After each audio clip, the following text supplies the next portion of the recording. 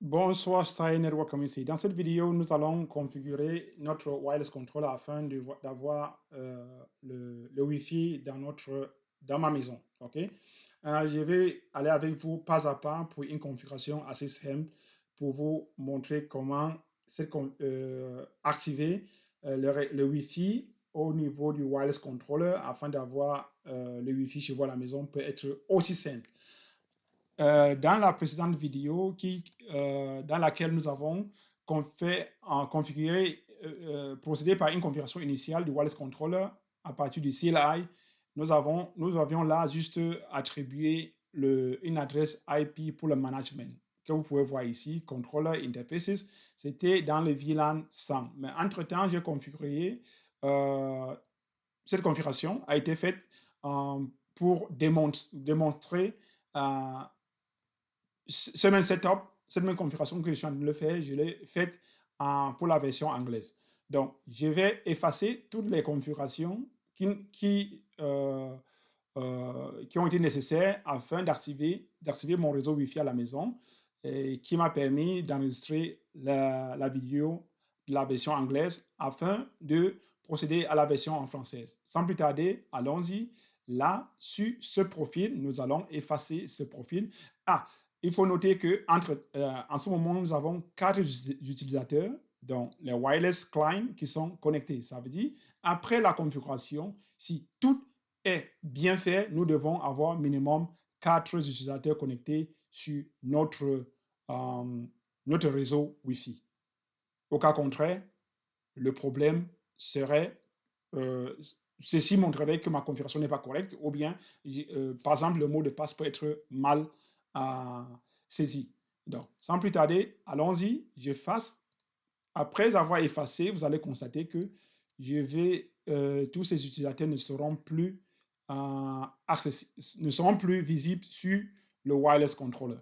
Donc, ça, c'est effacé. Nous allons au niveau du contrôleur, sur les interfaces, l'interface ici, et nous allons effacer l'interface Sahel Networks. Juste cette interface-là, ça s'efface non, je ne suis pas au bon endroit. Là. Donc, vous voyez que l'interface du management ne peut aucunement être effacée. C'est juste l'interface dynamique que nous avons créée qui peut être effacée. Sans plus tarder, qu'est-ce que nous allons faire? La première des choses, quand vous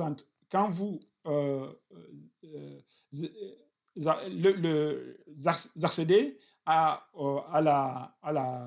l'interface graphique du contrôleur, ça vous conduit sur cette page.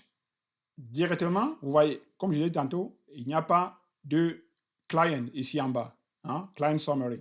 Nous avons juste 3 access points qui sont connectés. Qu'est-ce que nous allons faire? Nous allons sur controller, nous allons sur interface et nous allons créer une nouvelle interface qui est en effet cette interface rouge qui nous permet de conduire le VLAN 200 du provider. Nous avons intégré le port du provider sur le VLAN 200, lequel VLAN nous allons le conduire jusqu'au wireless controller. Si vous n'avez pas compris la notion de VLAN, rentrez sur les vidéos sur la playlist CCNA.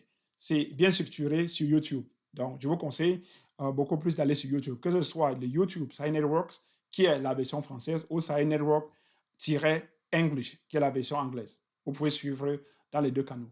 OK. Et posez vos questions. Suivant vos questions, je pourrai aller en profondeur dans les explications, dans les setups des configurations. Et aussi, je prévois aussi, plus vous avez des questions, je pourrais prévoir aussi des troubleshooting. Ça veut dire les exemples des anomalies que vous pouvez avoir dans les réseaux, que ce soit Wi-Fi ou bien le réseau local, ainsi de suite. Et par la suite, nous allons aller au niveau de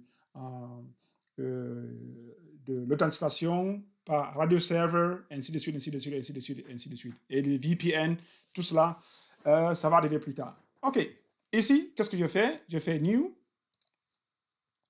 Et là, prenons le profil SciNetworks. Hein? OK? Donc, SciNetworks. Et là, nous prenons l'ID. Ah, ça, c'est le VLAN ID. Tout à l'heure, j'ai dit 1, c'est de l'ID 1. Là, nous prenons le VLAN 200. OK? Dans la version anglaise, j'ai dit 1 avant de changer par la suite. Donc, parce que je n'avais pas lu cet indicatif ici devant. C'est le VLAN ID, pas le interface ID. Donc, ici, nous prenons le VLAN 200, comme vous pouvez le voir ici. OK? Nous allons sur Apply et nous allons, ça, c'est là. Nous pouvons toujours le changer par la suite. Nous allons 192.168.200. Le masque, c'est là. Donc, c'est le /24. Le PC est un peu en train de beaucoup travailler. Là, 200. Il reconnaît automatiquement parce que là, j'ai utilisé tous ces paramètres pour la version anglaise. C'est pour cela qu'il le reconnaît. Et là, je dis que mon DHCP server sera ce switch.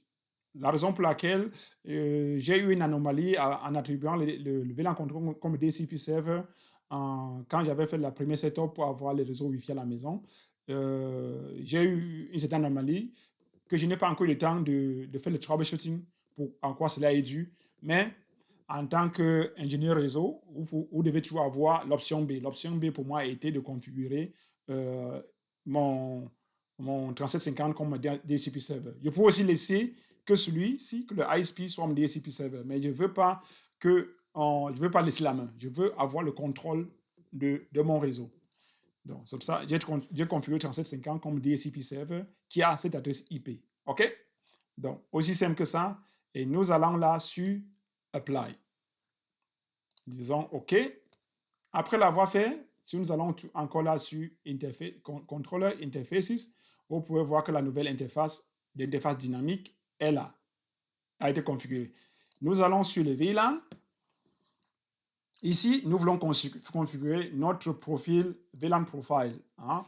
Nous disons, appelons ce profil quoi? Side Networks Profile. OK? Et nous donnons le nom Piol. Ça, c'est le SSID qui a été configuré, qui est configuré sur la plupart des machines ici à la maison et qui fonctionne déjà. OK? Si vous construisez notre SSID, ne soyez pas surpris que vos utilisateurs qui, au préalable, étaient connectés au réseau Wi-Fi, par la suite ne seront pas connectés tant que vous ne configurez pas, c'est-à-dire le profil, le pressure key de ce nouveau SSID sur leur module. Ça peut être le handheld device, le téléphone, leurs ordinateurs et autres. Comme nous ne voulons pas stresser nos utilisateurs, il faudrait qu'ils se connectent comme ils étaient connectés avant, sans toutefois fournir des efforts supplémentaires. Nous configurons le même SSID name. Nous allons là sur Apply et directement là, nous arrivons sur cette figure qui va nous permettre de saisir nos paramètres. Nous allons mettre le statut of enable activé, c'est SSID. Je vais utiliser le A et le G seulement. OK, je pourrais utiliser all, ça c'est juste ma préférence. Et là, ici, c'est aussi un point où les débutants font souvent aussi beaucoup d'erreurs. Je dois noter que ce système que je configure, le wireless que je configure, ça ce sont des trucs que j'ai fait il y a de cela. La dernière fois que j'ai configuré un Cisco Wireless Controller, c'était en 2015. OK, donc ça fait il y a presque 10 ans. Je n'ai plus configuré. Donc, ça ne sont pas les trucs que je fais chaque jour. Je travaille dans un autre domaine actuellement, mais tout dans les réseaux, mais je fais autre chose. Mais ça, c'est ce que je configurais à l'époque. Ici, nous allons choisir quoi? Side Network. Pourquoi Side Networks? Parce que, attendez, que je sauvegarde d'abord, et là, je rentre pour vous dire l'interface qu'il va utiliser. C'est quelle interface? C'est une interface qu'il va utiliser pour rentrer dans le LAN et aller accéder au ISP router et aller sur Internet. Donc, si vous prenez à ce niveau le management, la communication ne va jamais fonctionner. OK? C'est le Side Network qui est dans le VLAN 200. OK? Encore la notion de VLAN que nous avons vu au préalable. Ici, nous allons sur, on choisit le VPA et le VPA2 et tout est presque default. Juste ici, le PSK, le Pressure Key. Ça, c'est le Pressure Key, PSK Pressure Key. Et là, je mets mon Pressure Key.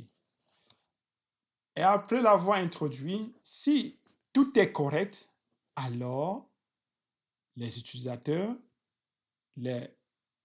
qui étaient préalablement connectés avec les réseaux sans fil, nous devons les retrouver de nouveau. Ah, voilà déjà 2 clients qui sont connectés.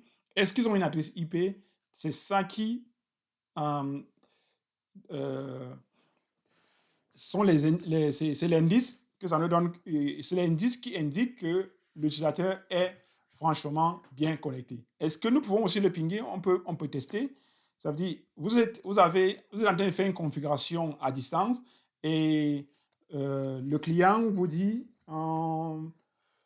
je n'arrive pas à me connecter. Donc, vous pouvez voir tout là. Vous pouvez aussi, quand vous adaptez vos configurations, vous pouvez pinguer, tester. Et vous dites, ne plus lui demander, tester, ça fonctionne. Vous pouvez affirmer, maintenant ça fonctionne.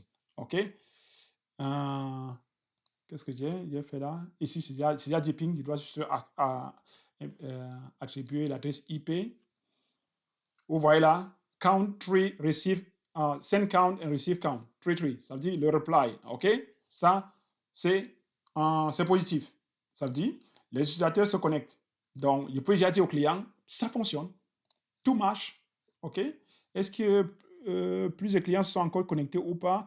Entre-temps, peut-être je pense que les enfants dorment déjà. Ils ne sont plus vraiment connectés. Ce sont les téléphones, les appareils qui sont prêts à veille. Mais bon, si quelqu'un est encore debout, nous allons voir bientôt qu'il y aura plusieurs d'autres appareils vont se connecter. En temps normal, j'ai plusieurs appareils qui se connectent là. OK. Ce n'est pas la question maintenant. Donc, nous allons là, sur notre VLAN. Nous sommes partis sur la sécurité. Layer 3, nous n'en avons pas besoin. Le AA Server, Authentication Server, si nous avions par exemple le Radio Server, ça aurait été intéressant, mais ce n'est pas intéressant en ce moment. Le Quality of Service, Policy Mapping, ce n'est pas trop intéressant. Nous allons là sur le Advanced. Au niveau Advanced, ce qui m'intéresse en ce moment, c'est juste voir si le peer-to-peer action est bloqué ou pas. C'est disable. OK, ça c'est bien. Le LOAA Override, vous utilisez quand vous avez le radio server. Le radio server va répondre aux authentifications avec un radius attribute que vous voulez préférer par rapport au attribut que le wireless controller aura peut-être attribué au préalable. Donc, ça, c'est la notion de. Ça, c'est ce que. C'est en activant cette option. Si vous n'avez pas le radio server, ça ne vaut pas la peine. Donc, c'est un peu de la tautologie. Eh bien, ça, c'est une configuration assez simple et d'autres options, on peut les voir plus tard, tuner si nous avons un souci avec les réseaux Wi-Fi ou pas. Donc là, comme je l'ai dit, vous voyez, ça fait déjà 3 clients, 3 utilisateurs qui sont connectés. Le troisième, il y a un troisième qui est venu. Ça veut dire, ça marche, le client est content et nous pouvons dire l'implémentation du réseau Wi-Fi à domicile, à mon domicile, est parfait et tout fonctionne. Nous pouvons aller sur certaines options dans les prochaines vidéos. Si vous avez des questions, posez-les. N'hésitez pas. Il s'agit d'apprendre. Il s'agit de tester. Si vous-même vous voulez construire changer votre réseau Wi-Fi à la maison, posez des questions, toutes questions que vous voulez. Je vais vous répondre, vous assister, à implémenter votre réseau personnel à la maison. Et là, c'est stable. Dans le futur, je peux modifier à mon aise tout ça. Et comme je l'ai dit, afin d'implémenter ce design que j'ai conçu, il me faut d'abord entrer en contact avec le provider afin qu'il fasse des modifications sur son module. L'idéal serait que cette connexion rouge, qu'elle ne termine plus sur le module du provider, qu'elle termine directement ici sur mon 3750.